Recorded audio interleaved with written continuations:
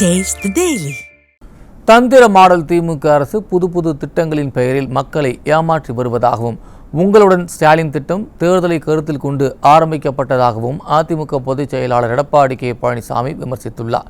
திருவாரூர் மாவட்டம் திருபுவனத்தில் மக்களை காப்போம் தமிழகத்தை மீட்போம் எழுச்சி பிரச்சாரத்தில் பேசிய போது இதை அவர் தெரிவித்தார்.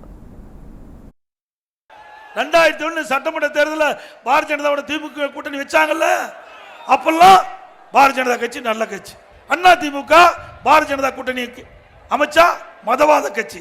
ஆக இதை வேண்டுமென்றே திட்டமிட்டு மடைமாற்றம் செய்து மக்களை குழப்பி மக்களுடைய வாக்குகளை பெறுவதற்கு தந்திரமாக செயல்படுகின்ற ஒரு வித்தை.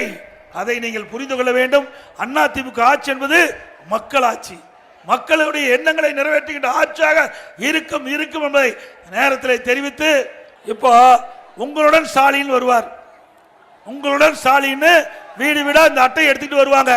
இதுல என்னன்னா 46 பிரச்சனை வேற கிழிஞ்சு போச்சு. ஸ்டாலின் ஆட்சி பிடித்தா இருக்க மாட்டேங்குது. 46 கோரிக்கை அடங்கிய மனு கூட கொடுத்து, இதுல உங்களுக்கு ஏதாவது பிரச்சனை இருந்தா அந்த அதிகாரி சொன்னா அவர் 45 நாள்ல தீர்த்து வைப்பாராம். ஏங்க இது நடக்கிற காரியமா? சரி, 4 வருஷமா என்ன பண்ணீங்க? 4 ஆண்டு காலமா இந்த 46 பிரச்சனை மக்களுக்கு இருக்குன்னு தெரியுமில்ல, அப்புறம் ஏன் மக்களை பத்தி கவலைப்படல? அடுத்த வருஷம் தேர்தல் வர இருக்குது. அதனால இப்படி மக்களை ஏமாற்றி தந்திர மாடல் அரசாங்கம் வாக்குகளை பெறுவதற்காக வீடு வீடா வர இருக்கிறாங்க. உஷாரா இருங்க.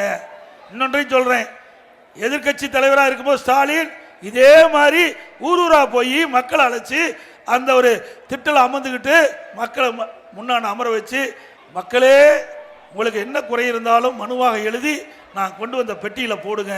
நான் அந்த பெட்டியை பூட்டி சீலை வச்சு வீட்டுக்கு எடுத்துட்டு போய் திமுக ஆட்சிக்கு வந்ததையும் சீலை ஓட்டிச்சு பெட்டி திறந்து மனுவை எடுத்து படிச்சு பார்த்து தீர்த்து வைப்பினார். அப்புறம் எதுக்கு இந்த நோட்டீஸ்? ஏற்கனவே மனு போட்டாச்சு இல்ல, எதுக்கு மீண்டும் மக்களை ஏமாற்றுறீங்க?